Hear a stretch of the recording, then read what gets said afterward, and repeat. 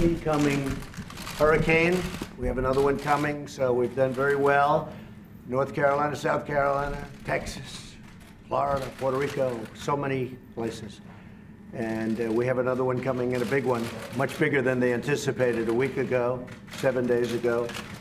I heard for the first time there was a very small drop of weather that looked like it was forming, and now it's pretty close to a Category 3, if it's not already a Category 3. So we are very well prepared. FEMA's ready. We're all ready. Spoke with Governor Scott. Spoke to everybody that you have to speak to, and I think that hopefully we'll get lucky, but maybe that won't happen. But we're prepared. I wanted to do this because Nikki Haley, Ambassador to the United Nations, has been very special to me. She's done an incredible job.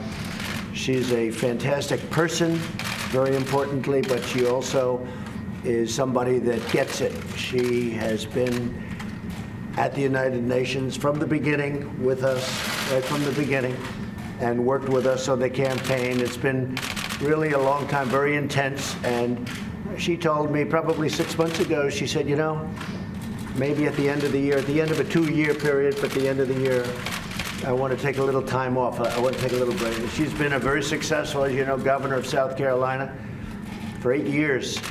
And then she did this, and this is possibly even more intense with what's going on in the world, and very dangerous and a lot of things.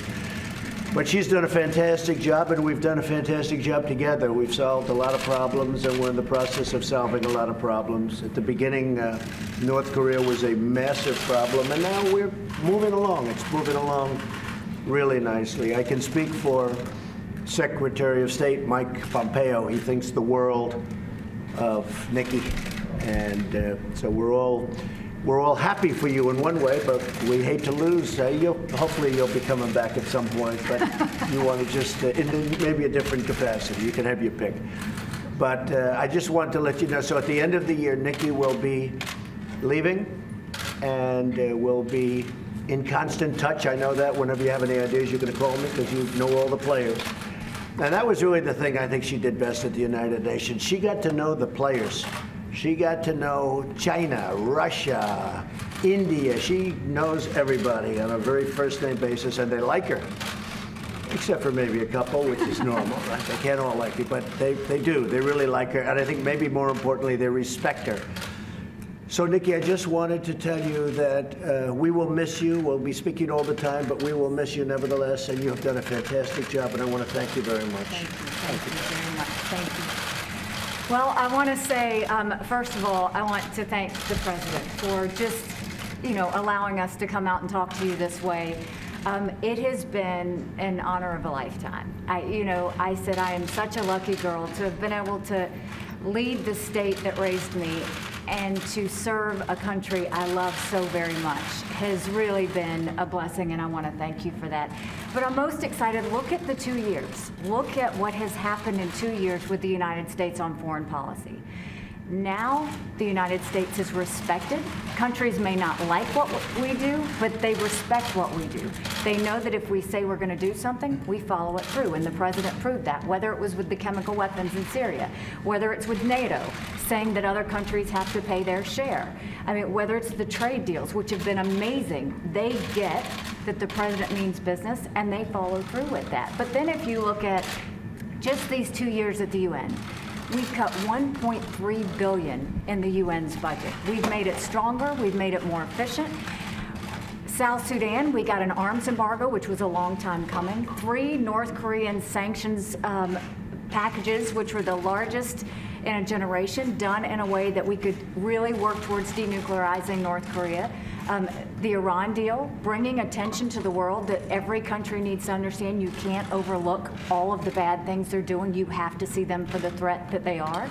I think you look at the anti-Israel bias and the strength and courage that the President showed in moving the embassy and showing the rest of the world, we will put our embassy where we want to put our embassy.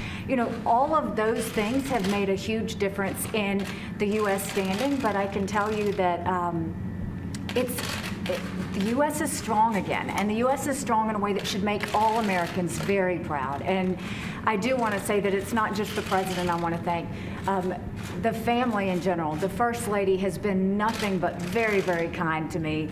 I can't say enough good things about Jared and Ivanka. Jared is such a hidden genius that no one understands. I mean, to redo the NAFTA deal the way he did, what I've done working with him on the Middle East peace plan, it is so unbelievably well done. And Ivanka's been just a great friend, and they do a lot of things behind the scenes that I wish more people knew about, because we're a better country because they're in this administration. I also just have to say, certainly thank you to my family. Michael is a saint, and my two little ones, I adore them. And to Team USUN. You know, they sacrificed a lot. They put a lot of time and energy into it, but they have a lot of heart and really wanted to make America proud. And so with that, I'm not leaving until the end of the year. My goal is that we make sure that everything is in good place and for the next ambassador to come in. But it's a great day in the United States, and I'm proud to have been part of the team. Now, I don't have anything set on where I'm going to go. I think that the main thing was I was governor for 6 years, and we dealt with a hurricane, a 1,000-year flood, a church shooting, a school shooting. There was a lot. And then to come in and do 2 years of Russia and Iran and North Korea, it's been 8 years of intense time, and I'm a believer in term limits. I think you have to be selfless enough to know when you step aside and allow someone else to do the job. So thank you, Mr. President. It's been an honor of a lifetime. And I will say this, for all of you that are going to ask about 2020, no, I'm not running for 2020. I can promise you what I'll be doing is campaigning for this one. So I look forward to supporting the president in the next election. That's so good. Thank you, Nikki.